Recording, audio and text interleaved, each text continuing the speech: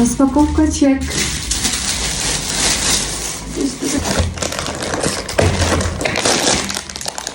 Білесіздер да, біз трендтен ешелі артта қалбайбыз.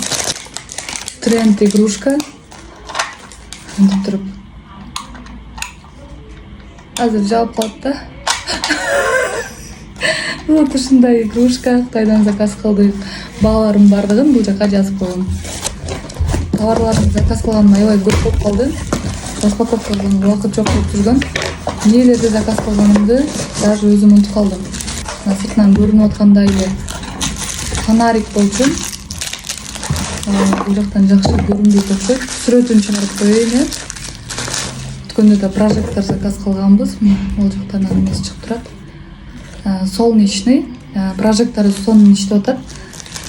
Бул болсо солнечный фонарик. Кандай болот билбейм. Кытайын пробаган. Бир эле штук заказ кылганбыз. Жакшы болсо дагы үйгө тегерете алабыз. Жакшы болсо албайбыз деп. Колдонгондон кийин дагы честный отзыв жазамыз. Бул Мирзатка галош сезон белги күн сууду.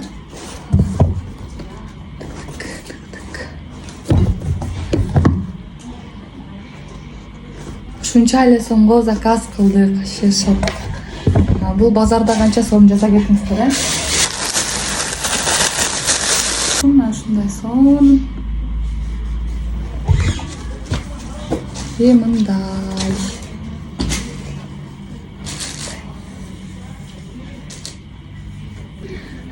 Игрушкасы бар.